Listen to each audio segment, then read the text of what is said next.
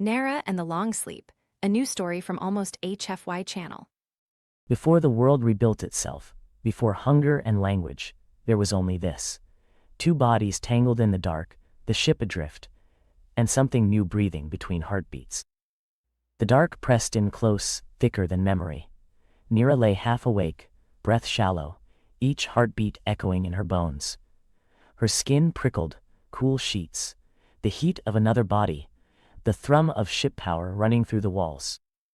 It was strange, familiar.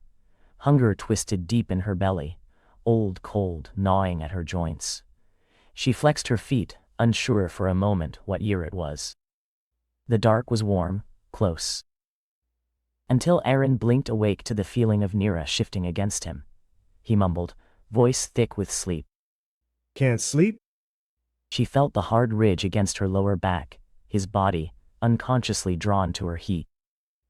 She shifted again, letting the sensation linger. Not offended, curious.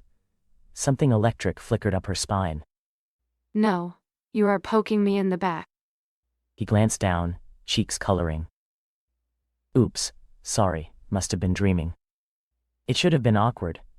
Instead, hunger, old and new, sparked through her. The urge to move, to claim something alive, overrode caution. She rolled to face him. Eyes adjusting to the dark, she watched his lips part, watched surprise stutter over his face. The ship was still spinning somewhere outside, but her world narrowed to heat, breath, the place where her mouth could erase centuries. She kissed him, hard, teeth clashing. It wasn't gentle, but the need was bigger than pain. He jerked in surprise. She grinned into his mouth, her hand already sliding to his jaw, pulling him close for another, slower this time, but deeper, hunger running hot and bright. Their bodies tangled in the narrow bunk, sheets sliding to the floor. Nira's hands traced the sharp lines of his shoulders, the warm plane of his chest, mapping, memorizing. Every brush of skin against skin lit up old memories, starvation, ache, desperate joy. Each touch proved she was here, alive, wanted. The world broke open. Hearts hammering, sweat cooling, laughter stifled by the press of skin. Nira sprawled against his chest, breath ragged, her head tipped back in exhausted relief. I really needed that. 600 years is a long time between. Later, when the laughter faded and breath slowed, the ship kept spinning, quiet and unknowing. Outside, storms prowled the black. Inside, two survivors lay in a tangle of heat and new memory, neither quite sure what world they'd woken into. This is how it began. The rest, how he thawed her, saved her life, how she found her name, how hunger turned to hope, would come later. But tonight, they simply chose to live. It began with a blip, cold and insistent on Heirin's map, pulsing through interference in Zone 3's haunted north. By dusk he was deep in the cave, snow piling at the entrance, hands frozen, hope thinner than his coat. The chamber was ancient, half-eaten by frost and time. One viewport glimmered faintly, iced over.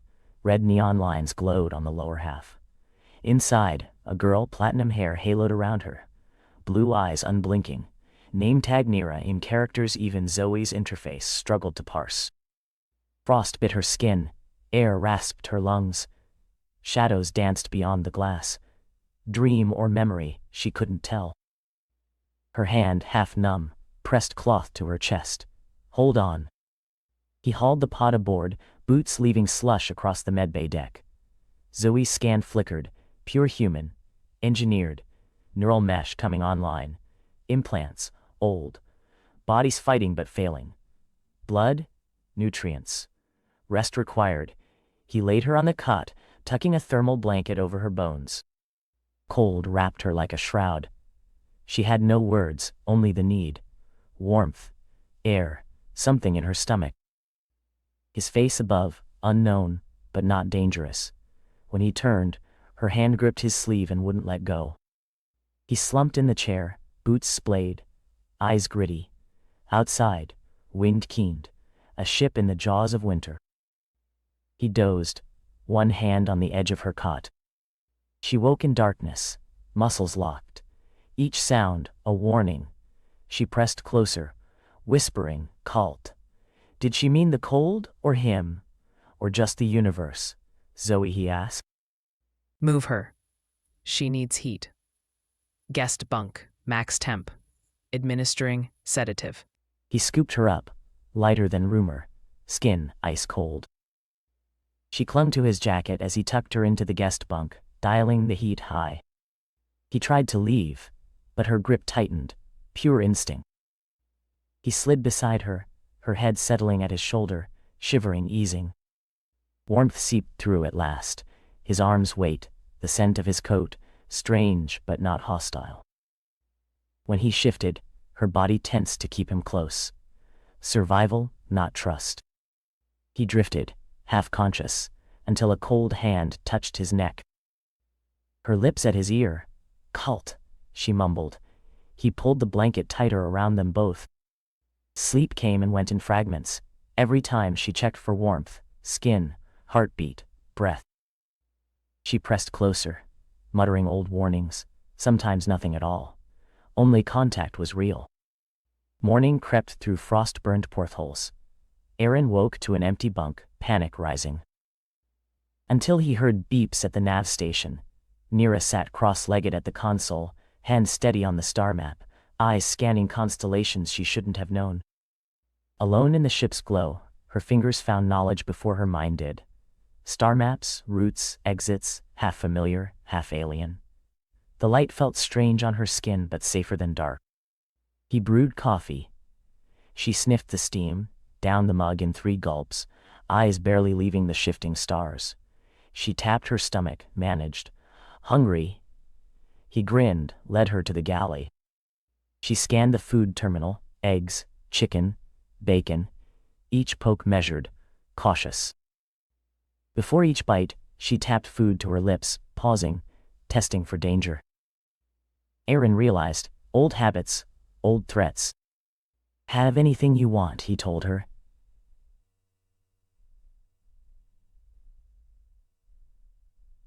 She devoured the meal, color returning to her face. She ate until she slumped in the seat, one hand pressed to her middle. After eating, Nira stood up and peeled off her cryo wrap, holding it out to Heirin. No shyness, just brisk practicality. Her eyes glinted. He took the bundle, ears coloring. He pointed at the scanner booth. She moved to the scanner, upright, unbothered, nude on her upper body. The scanner traced her body, cold light, old scars, a lifetime of engineered resilience. Zoey's printer whirred, spitting out underwear first, strange to her, soft, functional, then a white camouflage one-piece, jacket, thick socks. Nira dressed without ceremony, tugging the underlayers on, stepping into the suit, sealing the zipper high. Every movement was practiced, her muscles knew the dance. The fabric hugged close, warmth instant, a shield against the world's chill. Heirin let out a slow breath, nerves settling as she looked back. No shame, only a flicker of new strength in her stance. For the first time, she seemed grounded, present. When she finished, Nira slid her plate forward, tapped her chest, eyes on Heirin, then pointed at the food terminal with a half smile. "Tack, think," the word landed rough but determined. Heirin blinked, then grinned, a flash of warmth cutting through the storm's memory. He stood, hands bracing on the table, then moved to the food terminal, glancing back to check if Nira was following. Nira trailed after him, eyeing the meal tray. Her movements were wary but hungry. When he handed her the plate, bread, meat, eggs, she sniffed, then tapped each bite to her lips before tasting. Slow at first, then faster, she ate as if relearning how to want. Heirin sat across from her, elbows on knees, watching her devour the food.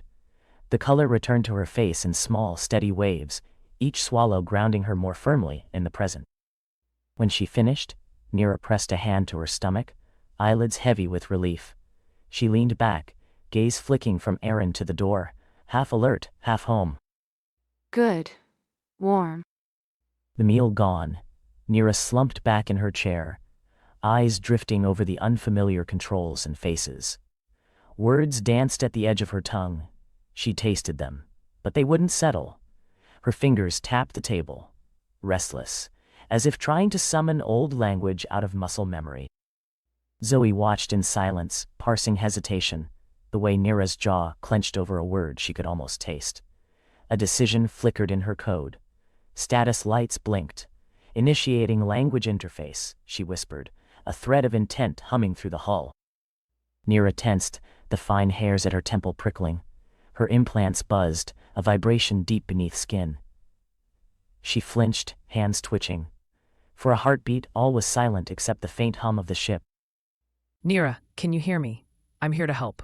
Language support online, just listen. Heirin noticed the tremor in her fingers, the way her jaw stayed clenched. Not pain, more like too much at once. Old language colliding with new structure. He didn't speak, just sat steady, ready if she needed anchoring. Sometimes she'd pause, squinting at engine oil or a cleaning wipe. Recognition, grief, warning sparking in her gaze. Words fizzed on her tongue, half remembered, half new. Zoe's instructions whispered in her ear, slipping between memories like a tide. Sometimes a word would return, a warning, a lullaby, a code. Most faded before she could catch them. The hum in her bones, the hunger, real. She reached for warmth or light to test if it stayed. He watched her hands, callused, knuckles marked by work he couldn't place. She moved differently, old world, every gesture precise. At one point, she tapped the galley counter, tried. Bora, Zoey and Heirin didn't react. She frowned, searching for the right century. After her third meal, Nira pointed at herself. Nira, her voice steadier. Then at him, you, Heirin. He said. She smiled, tentative, then grinned and pointed at Zoe's speaker. Tin girl, Heirin laughed. A rusty, unfamiliar sound. Heirin tapped the speaker grill. That's Zoey, our ship's AI, call her Tin Girl when she gets clever. Zoe's status light pulsed. Nira watched, pleased with the nickname. Naming was a spell, marking her place in a world she might want to stay in. She risked a smile at them both, feeling her face change, feeling it matter. She cupped her mug, eyes flicking to the porthole. Then to Heirin's mouth. The implant buzzed, warm. Zoe's voice there too, whispering roots and synonyms, slotting pieces together. Background sync. Old Norse, Proto-Germanic, Modern English. Hem, Heim, home, Fenster, Vindaga, window, Carta, chart, map, matching confidence. 72%. Rising.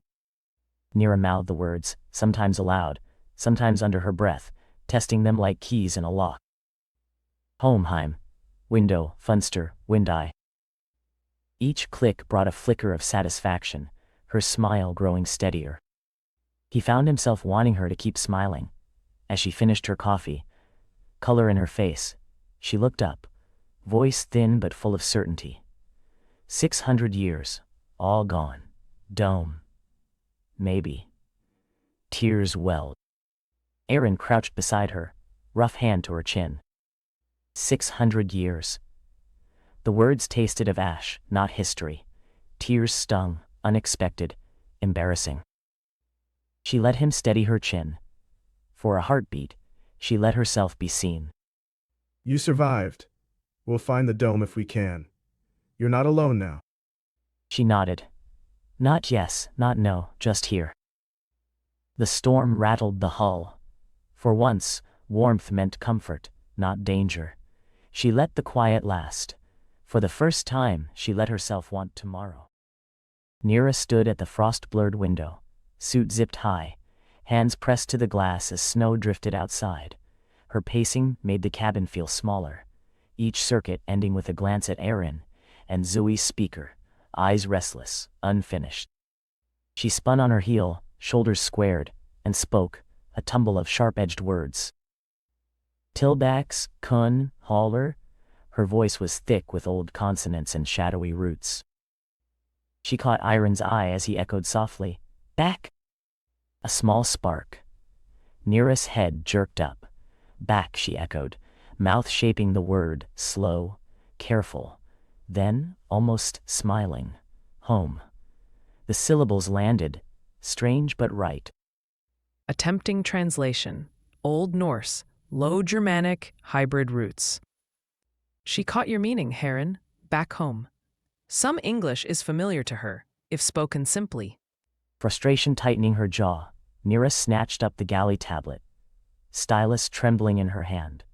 In brisk, angular strokes, she drew a ring, then a hilly ridge, then overlaid it with a crosshatch, and a rune like a reversed M. She tapped the window, then her drawing, then circled both in red. Pattern recognition. Ancient site, now altered. She's indicating the cave beneath us. She wants to return. Believes something vital is missing or changed. Heirin moved to her side, looking from drawing to window. Back to where you woke? To see what's different? Nira's breath hitched. She nodded, repeating softly. Back, home. Not, same. The meaning was there, trembling at the edge of language. He helped her layer up. Boots, gloves, his old field jacket over her new suit. She matched his motions, studying, copying, learning. Her hands were clumsy at first, but steadied with each buckle, each zip. When she got the zipper stuck, she muttered a quick old curse, then grinned at the sound, half memory, half joke. The hatch groaned open. Outside was a world both blinding and unfamiliar, snow-heaped where hills should rise, all her remembered markers wiped clean. She paused at the threshold, frowning, as if sniffing for the past. They moved together, her grip tight on his sleeve. The cave was now just a shadow in the white. She pressed her palm to the rock, searching for warmth, memory, even pain, anything real. All missing. She breathed.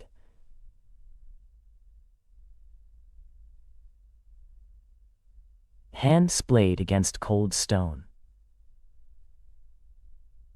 Her eyes swept the landscape, no sentry mound, no tunnel mouth, just emptiness and the faint pulse of circuitry humming behind her ear.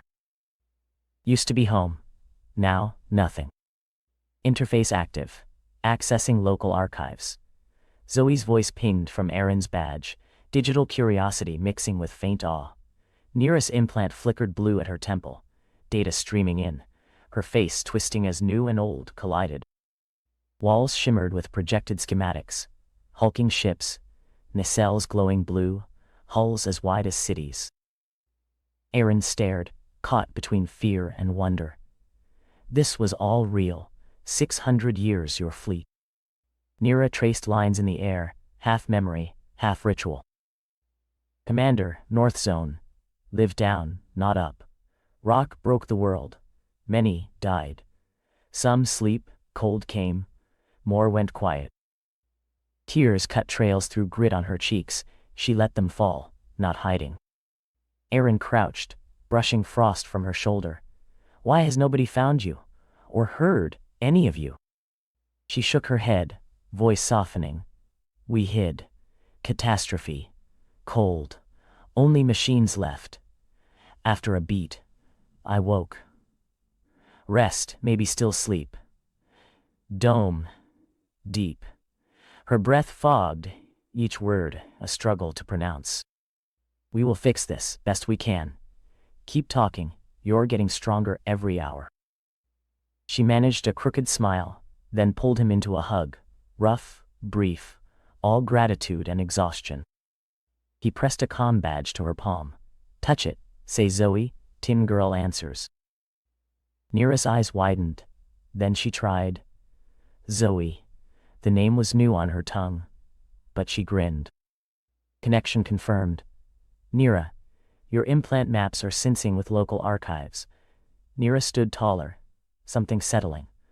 The world almost beginning to make sense. They walked back together, her hand never leaving his. Heirin felt it too, the need to hold on, in a world where the past and present blurred. Watching her, he wondered if anything in his world could ever match the shimmer in her memory. At the airlock, she looked back at the buried door, then at him. Thank you, she said, the words bent and slow, centuries packed into each syllable. The ship's lights were low. Heirin leaned in the doorway, mug in hand, watching Nira hunch over a bowl of broth. He cleared his throat, searching for the right words. If you want, I can clear the guest quarters for you. Give you more privacy. You don't have to share the bunk with me. She stilled, spoon halfway to her mouth. Her lips trembled, blue eyes blinking fast. For a second, he saw the outline of the girl had found in the ice. Thin, frightened, alone. She set the bowl down, climbed off the bench, and dragged the ship's emergency blanket around her shoulders like armor. Without a word, she vanished to the galley's darkest corner, knees hugged to her chest. Heirin felt the hurt land heavy. He replayed his own words, had he pushed her out, after all she'd been through. He sat on the floor nearby, knees pulled up, speaking softly into the quiet. I just wanted to make sure you were comfortable. Not that I wanted you gone. If you want company, or food, or just say. She peeked over the edge of the blanket, cheeks streaked with tears. Heirin rummaged in a cupboard and came back with crackers and the bottle of dubious wine he'd found salvaging months ago. He poured a splash into a tin cup, slid it over, and broke a cracker in half with a wink. Nira lifted the cup, sniffed the wine. Eyes narrowing at the sharpness, then widening with something like surprise. She took a cautious sip. The taste bloomed on her tongue. Dark fruit, earth, a faint tang of age.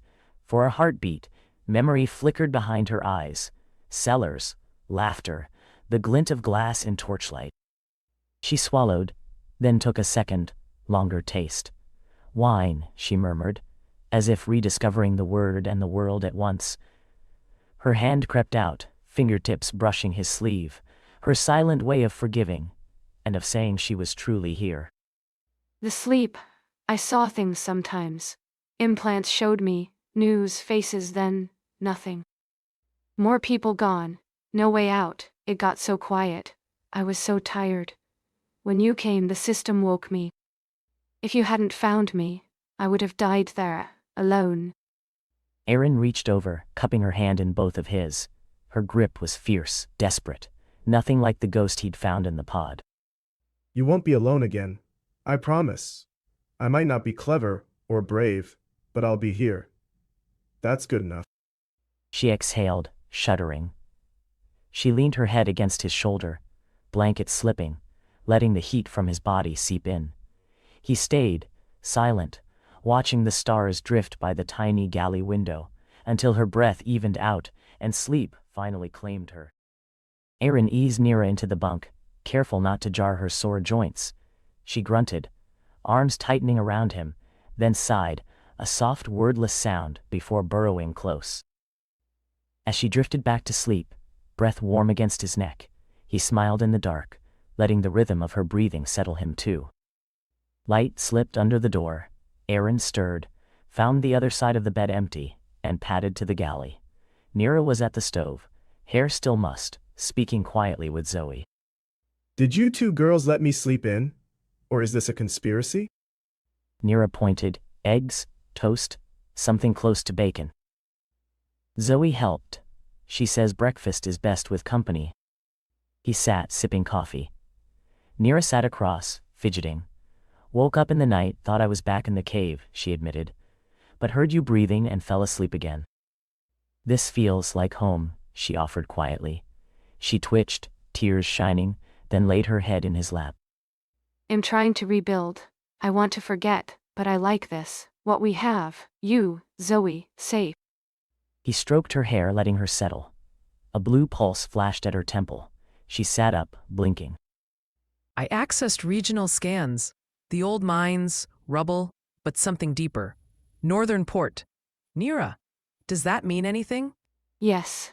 Northern Port, our entrance. Can we go?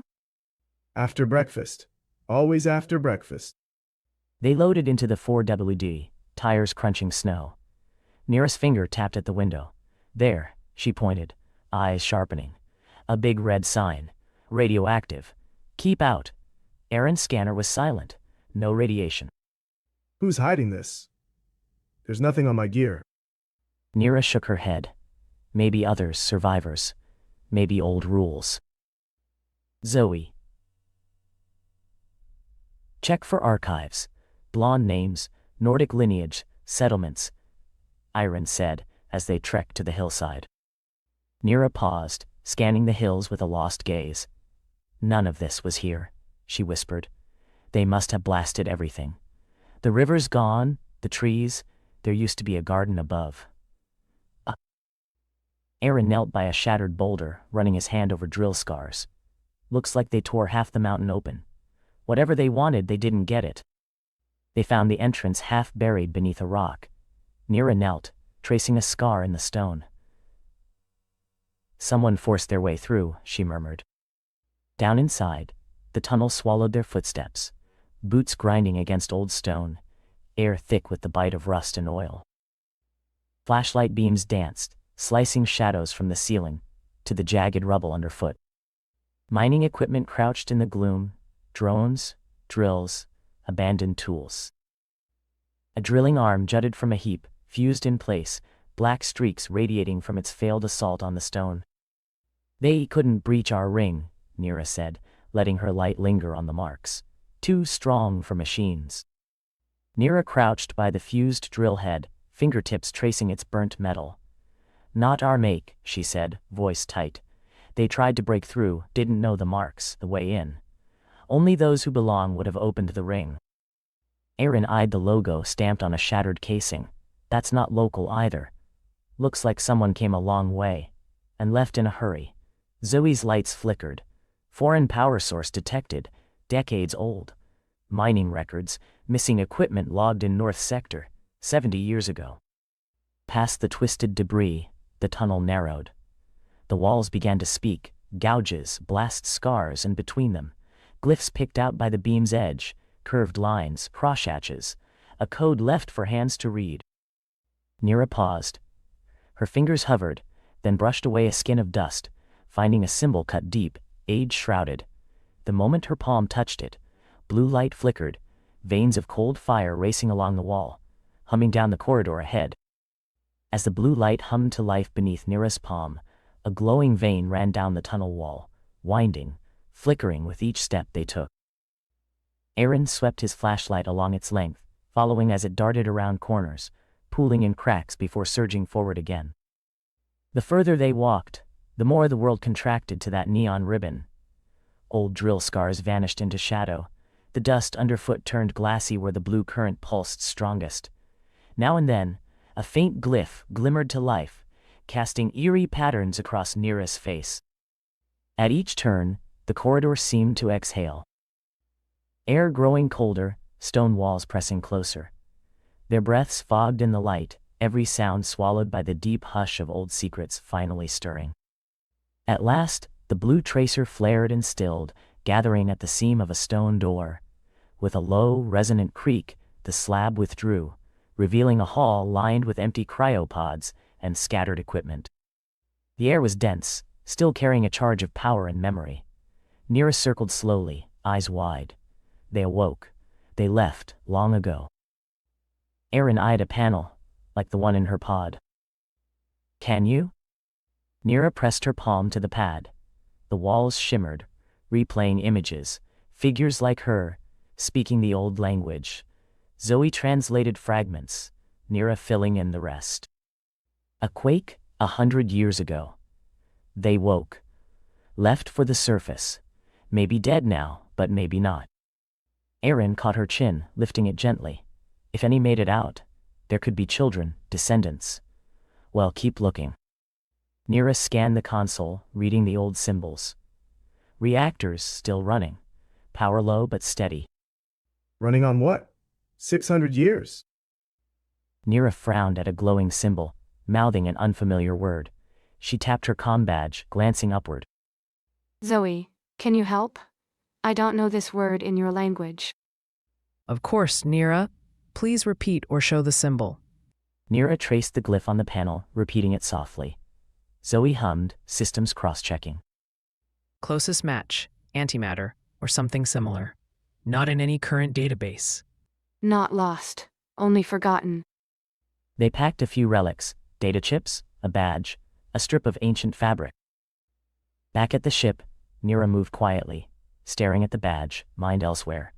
Heirin set out chicken and a bottle of wine. Heirin carved the roast chicken, laying thick slices on 2 plates. The smell filled the small galley. Herbs, brown skin, the faint tang of fat. Nira watched, half entranced, as he handed her a fork. She hesitated, then speared a piece. The skin crackled under her teeth. The flesh was rich, salty, shockingly real. For a moment she just chewed, head bowed, eyes glistening. Like the act of eating anchored her, bone deep, in the present. They ate in a quiet rhythm, passing bread, the tin cup of wine, and glancing up at each other with small, private smiles. Each bite seemed to knit Nira a little more into this world, her hunger fading, her mind clearing. Regional census. Some residents nearby. Elderly, Nordic names. High genetic match. Relatives? Maybe that's good. We can ask, yes? First, we need funds. A few salvage runs, then we start asking around. The North is full of secrets. Nira smiled, the smallest edge of hope breaking through her exhaustion. The ship felt less like a refuge, and more like the beginning of a life, something worth coming back to, again and again. In the spill of rubble salvaged from the pod chamber, Nira poked through fragments of old cloth, chipped plastic, a bent tool, then paused, lifting something small and bright into the light. A bracelet, simple, blue beads strung on wire, a child's tag peeking out. Children, Nira murmured. There were children here. Sana. She ran a thumb over the tag. A girl had this. Zoey, search for Santa, local records, North Sector, anything you find. One result. Sana, registered north of here, age 89, survivor flagged. It's our best match. She was here when they left the chambers, Nira whispered, tracing the beads again. For a long minute, she was quiet, leaning against Heirin's side, shoulders tight. Heirin felt her tension. Gently, he slipped an arm around her. Nira spoke, voice trembling but clear. I need something. If it's wrong, say no. Will you shower with me? I feel dirty. And I need contact. Touch. Sure. Why not? In the dressing room steam, Nira peeled off her clothes with practical ease, bare skin marked with faint old scars and fresh rosy color. Heirin fumbled with his pants, nearly tripping. Nira's laugh, high and bright, bounced off the tiles. Under the spray she pressed close, water streaming down, giggles bubbling as he washed her shoulders with a sponge. For a few minutes history faded. They splashed, skin to skin, new warmth driving out the old cold. After, Nira refused clothes, curling up in the bunk as is, tugging Heirin down beside her. She pressed close, bare feet tangled with his, arms wrapped tight. Stay, she whispered. He grinned, surrendering to the softness, the new trust blooming in the dark. Zoey dimmed the lights, leaving them in quiet warmth, scanning records for lost kin as the ship settled for the night. The dark pressed in close, thicker than memory. Nira lay half awake, breath shallow, each heartbeat echoing in her bones. Her skin prickled, cool sheets, the heat of another body, the thrum of ship power running through the walls. It was strange, familiar. Hunger twisted deep in her belly, old cold gnawing at her joints. She flexed her feet, unsure for a moment what year it was. The dark was warm, close. Until Heirin blinked awake to the feeling of Nira shifting against him. He mumbled, voice thick with sleep. Can't sleep? She felt the hard ridge against her lower back, his body, unconsciously drawn to her heat. She shifted again, letting the sensation linger. Not offended. Curious.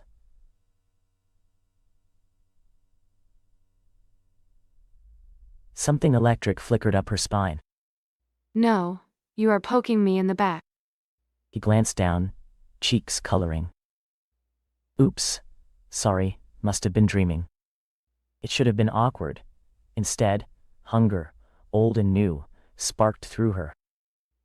The urge to move, to claim something alive, overrode caution. She rolled to face him. Eyes adjusting to the dark, she watched his lips part, watched surprise stutter over his face. The ship was still spinning somewhere outside, but her world narrowed to heat, breath, the place where her mouth could erase centuries. She kissed him, hard, teeth clashing. It wasn't gentle, but the need was bigger than pain. He jerked in surprise. She grinned into his mouth, her hand already sliding to his jaw, pulling him close for another. Slower this time, but deeper, hunger running hot and bright. Their bodies tangled in the narrow bunk, sheets sliding to the floor. Nira's hands traced the sharp lines of his shoulders, the warm plane of his chest, mapping, memorizing. Every brush of skin against skin lit up old memories, starvation, ache, desperate joy. Each touch proved she was here, alive, wanted. The world broke open.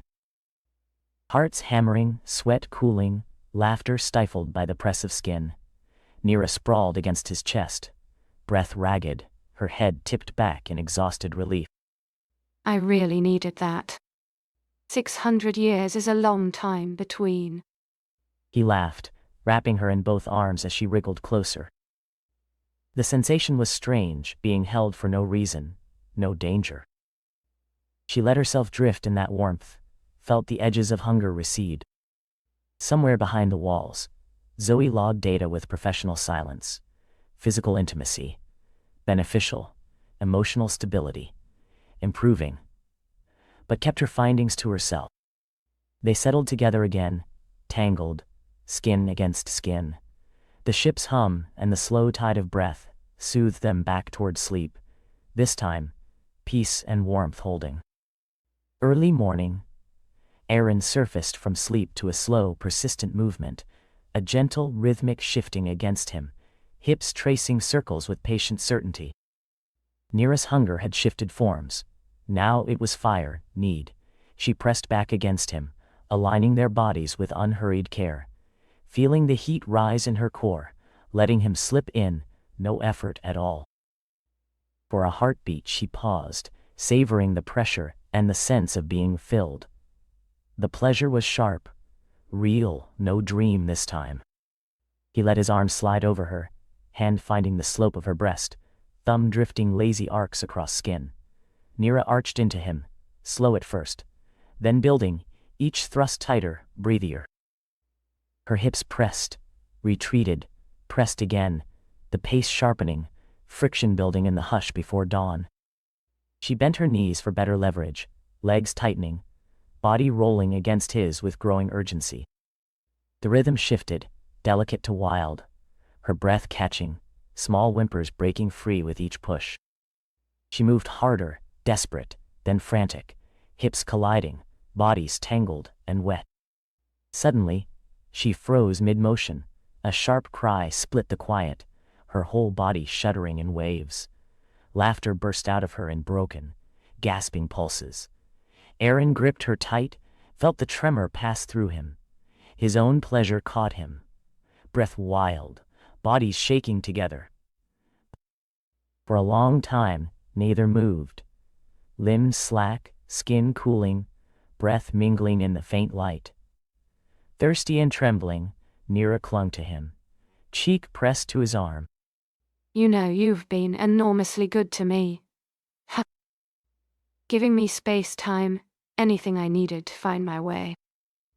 You saved me when you could have left me at any port. Why? Well, I guess I saw a little of myself in you. Dumped by time. Stuck. Unable to get away, and very cute, if I'm honest. I just wanted to help you get your feet back. See where you'd go. He smiled, nudging her with his knee. And here we are. I'm not complaining, and we still have a world of mysteries to solve.